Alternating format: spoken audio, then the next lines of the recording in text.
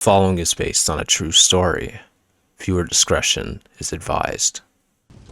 I began to hear a voice after I was in a car accident when I was 7. I used to believe it's just survivor's guilt, but yesterday, I learned the horrifying truth. I've lived with the voice for 11 years now.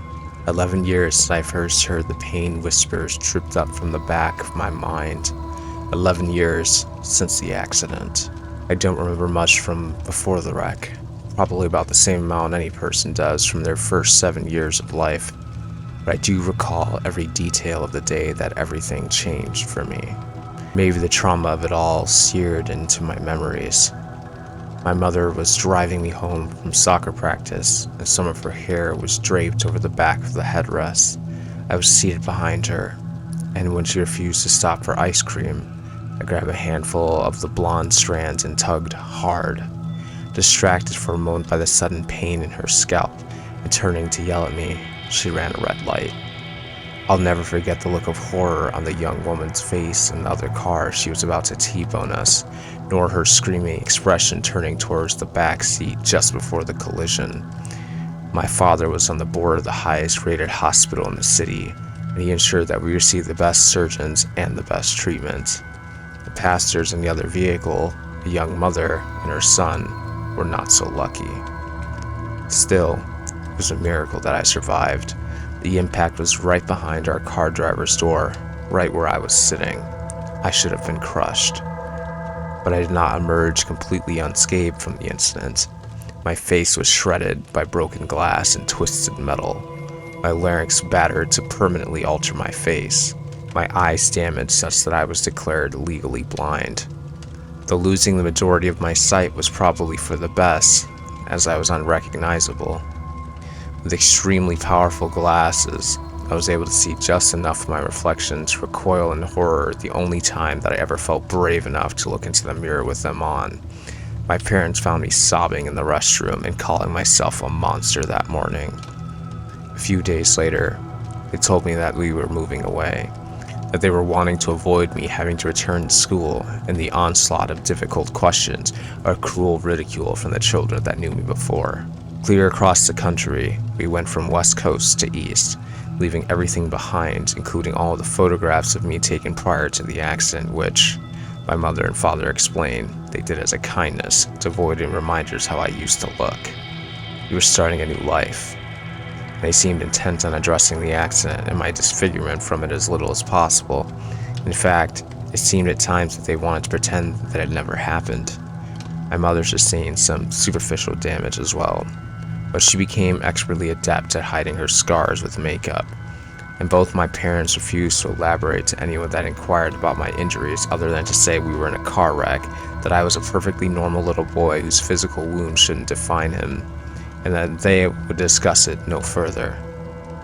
Often, I appreciated their attitude, as they worked fiercely to ensure that my childhood was no different than any other, but there were days that I wished they would at least be willing to talk to me about it, like the night that I first heard the voice.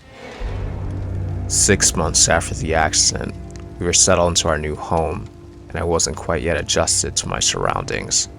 So, it was not a surprise when I woke in the pitch black of my room at some point in the middle of the night. Without my glasses, I wasn't able to see the numbers on the clock to tell me exactly what time it was, but the chirp of crickets outside my window and the absolute absence of light told me that it was well beyond my bedtime.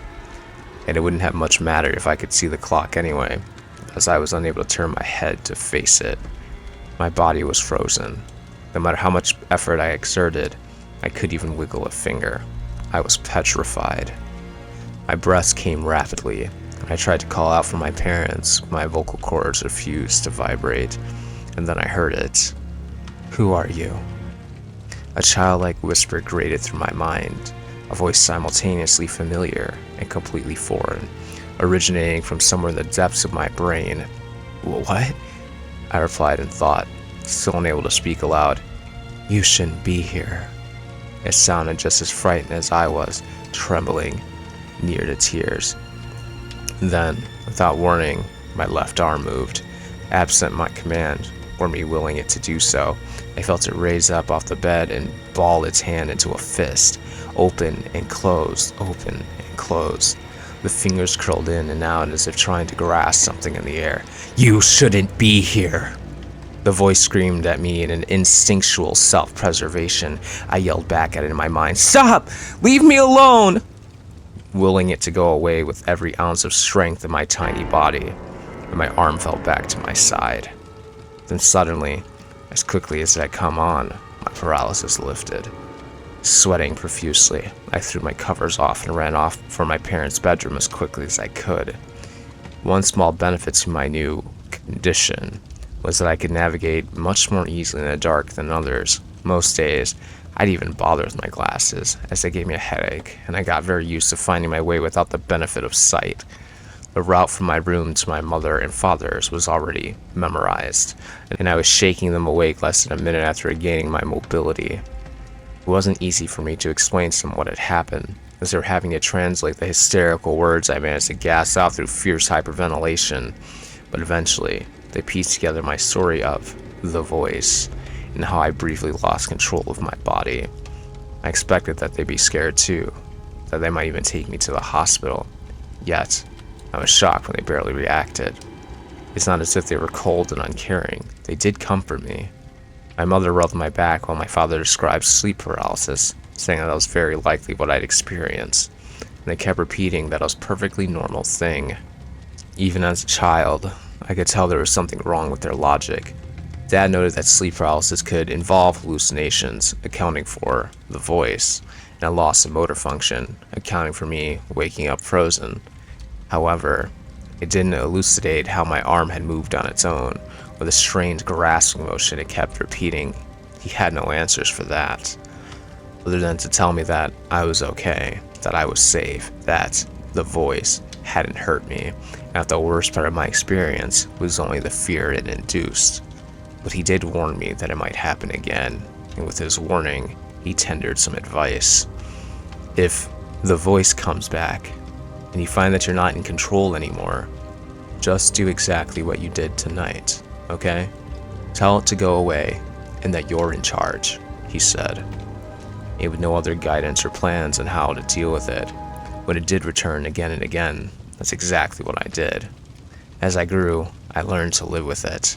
Neither of my parents were willing to discuss it beyond that first night other than to reiterate my father's instructions, and it only infrequently impacted my existence. By the time I was 12, I had heard it on 9 different occasions, always at night, always awaking me from a deep sleep. The physical manifestations were identical each instance, complete immobility, other than my phantom arm grasping at the air, but the phrases it wormed through my mind changed. Not fair, leave, your fault, stolen. However, every time it looped back around to, you shouldn't be here. And though, on each intrusion, I was able to fend it off by telling it to leave and that I was in control, every occurrence resulted in pure terror for me. No matter how many times my parents repeated that it was sleep paralysis and there was nothing to fear long term, I was still worried that one day it might take over for good. That one day, I would become a passenger in my own body, especially considering that I didn't understand why it was happening. As I mentioned, I didn't have many memories from before the accident, but I was certain that it had never happened before then. I surmised that there must have been something about the wreck that triggered it, and it wasn't until 5 years after it happened that I first heard the term survivor's guilt. My mother was watching a daytime talk show and they were interviewing guests that had survived traumatic accidents, one of whom described something similar to what I was experiencing. A voice in their head, nagging them for still being alive when others had died. Listening to their story, I found myself empathizing with them. Maybe subconsciously, I was punishing myself for causing the accident by distracting my mother. Maybe, you shouldn't be here, was the voice telling me that I shouldn't be alive, but it was my fault that other people weren't. But it wasn't a perfect fit for everything the voice said. What did it mean when it told me to leave or said stolen? It was more difficult to view those words from the lens of survivor's guilt. Yet, it was the best theory I had, and the one that I carried until I was 15, until I met my best friend Carl in freshman homeroom. The first real friend that I made after the wreck, he didn't care how disfigured my face was or that I couldn't see. A bit of an outcast himself, we quickly bonded, and I shared everything about myself with him, including the details on how I received my injuries, and of the whispers in my head. My father had told me, explicitly, that I should never speak about the voice to anyone else, really. He told me never to speak of it at all, especially not to mention outside of our house. However, I trusted Carl implicitly. He told me about his struggles at home, about his mom's drinking and his dad's neglect. I didn't think it fair to hold back any details of my life from him. So, it was Carl that gave me my second theory on the origins of the voice, as he didn't agree that it was a simple case of survival skill. He suspected an attachment. Carl was much more into the world of the dark and creepy than I was. He suggested that the spirit of the boy that had perished in the other vehicle may have searched for the nearest living body it could find after it had been ripped from its own and crept inside. In his words, inhabitation was a much better explanation for what was happening to me than survivor's guilt, and for the first time, I considered that possibly what I was hearing wasn't a manifestation from my own mind, but was someone else speaking with me. It would explain why the voice hadn't aged with me over time, why every night that it returned to me still sounded like a scared and angry child. And I had to admit that every phrase the voice had uttered made more sense when viewed from that angle.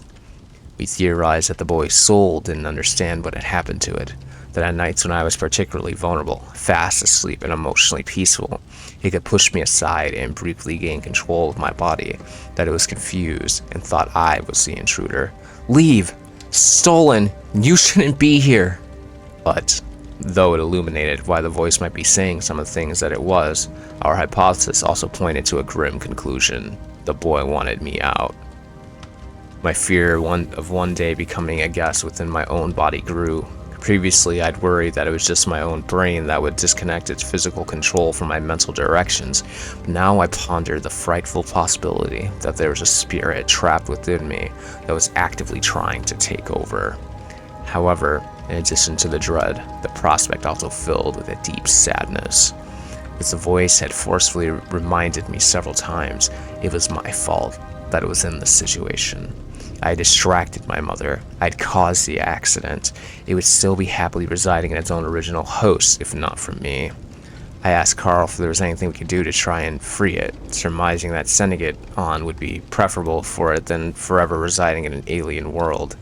He recommended that we try a Ouija board, thinking that we could contact the imprisoned soul and help it comprehend what had happened, thinking we might even be able to get it to leave once it realized that it did not belong in this world anymore. Yet, over the next 3 years, we made more than 50 attempts to communicate with the spirit directly, resulting in more than 50 failures. No matter the time of day, the ambience we set, the music, the scents, the incantations, the boy would not speak to us. But he still came to me at night. 8 more visits during those years, each time angrier than the last. "Leave! Stolen! Mine!" And each time, he became harder to push out. Each time, he held control for longer. Carl was sleeping at my house during the most recent episode, was nearly killed when he attempted to stop the possession. He had awoken to the distressed noises of me struggling for power over my faculties, and saw my arm rise from the bed, making the repetitive squeezing motion I detailed to him. Knowing what was happening, he tried to shake me from the trance, but was unsuccessful in rattling me free. And then, I witnessed my own body attack him. Throttling blows landed on Carl's chest and face. I sprang from the bed and pinned him to the floor. Hands that I couldn't stop wrapped themselves around his throat and began to crush down on his windpipe. "Leave! I'm in control! Leave! I'm in control!" I shouted inside my head, desperately trying to regain power over my fingers before the life drained from Carl's face. And mercifully, I felt my grasp begin to loosen just as his eyes were rolling back in his head. Collapsing onto the floor next to Carl, I heard him coughing and gasping for air while the voice screamed a final defiant appeal, but proceeded to the depths of my conscience. "Give it back!" Neither Carl nor I slept the remainder of that night. I apologized over and over for what I'd done to him, but he told me that it wasn't necessary. He knew that it wasn't really me that had attacked him. Yet he began to withdraw from our friendship. Up to that point, I think Carl had found my affliction to be a curiosity, something fun and mysterious to investigate. However, the attack had exposed the true reality of it to him, and became just afraid of it as I was. And any time that I asked him to hang out after that night, he made an excuse. The voice took the only friend that I had in the world, and it made me furious. 11 years had passed since the accident. 11 years the voice had been punishing me for my mistake. I needed to be free of it.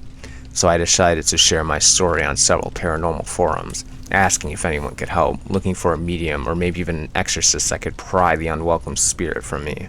And yesterday, someone responded. "I've been looking for you," began the cryptic message in my inbox. "It's not a spirit you're hearing." Below those words, 2 photographs were pasted. One of my parents with me before the accident, and one of a young woman with 2 boys. A screaming face flashed through my mind, the young woman moments before her car impacted ours, and here she was again, smiling with her sons flanking her on either side. The older boy I didn't recognize, but the younger was familiar. I flicked between the 2 photographs and realized how similar my younger self looked to her younger son, similar age, similar hair color, similar eye color. We might pass for brothers, too. But it wasn't just our similarities that bothered me. It's been over 10 years since I looked into a mirror with my glasses on. 10 years since I'd seen my face clearly, or was it his face? I closed my eyes and forced a blurry image from that morning up out of the depths of my memories, and my pulse quickened when it came into focus. Beneath the heavy scarring, under the swelling and bruises, it wasn't the face of the boy with my parents reflected back at me. It was his. Shaking, I took my laptop with me to the nearest bathroom and looked at myself directly for the first time in a decade. Then, maximizing the image of the mother and her boys on the screen, I imagined what the younger would have looked like at age 18. And he stared back at me in the mirror. At that moment, a splitting headache ripped through my skull and I dropped to the floor. Grasping my head, I shrieked in pain while a series of images cascaded through my brain. I was seeing the accident again, though not from my perspective. I was seeing it from his. My mother's car flew into the intersection. It was too late for his mother to stop. She screamed and reached for the back seat where he was seated, and he stretched forward with his left hand to grab her arm. He was closing his fist to squeeze it just as the impact threw her through the windshield, and an instant later, everything went black. He awoke in the hospital weeks later, but was no longer the one in charge of his body. A new director had been installed. I'd been installed. The boy could hear my thoughts. He could see my memories. He knew an invader had taken control of his life, but he was powerless to do anything about it. And he watched as a man he didn't recognize shook his hands with a surgeon, thanking him for saving his son's life, thanking him for being willing to perform such a radical procedure in order to do it. As the pain in my head began to wane and the scene from the hospital was replaced with the bathroom tile I toppled onto, I finally understood what the voice was. I understood what my father had done. I understood my parents had never taken me to a doctor or a therapy to address the voice, why they had been so firm in their assertions that I tell it that I was in charge whenever it returned. They already knew what it was. In the boy's memories, it was a neurosurgeon that my father was shaking hands with. They are old friends. He was the one that saved my life, though he'd only saved part of me. The other boy hadn't perished that day, as they'd all lied to me. I had. All but my brain, which they transferred to the surviving boy's body. He wasn't the intruder. I was. Lying there in the cold bathroom floor, my mind reeled the horrifying truth that it now was burdened with. I'd made the boy a prisoner in his own body. Sobbing, I pulled myself to my feet and looked back again at the anonymous message that had shattered my reality, and I found a few more short sentences beneath the photos. "You killed my mother. You stole my brother's body. I will find you." I don't know what to do. I can't eat. I can't sleep. I crushed my glasses last night, never wanting to catch even a glimpse of my face again. I thought about trying to share control with my roommate, but beyond having no idea how to go about that, I'm terrified what he'll do if I give him the reins. Because now that I know for sure he's in there, now that I know the voice isn't survivor's guilt or a wayward spirit, I can feel him. He's stewing there in the back of our head, scared, furious, mutinous. He knows his brother is looking for him, and he's fighting to take over.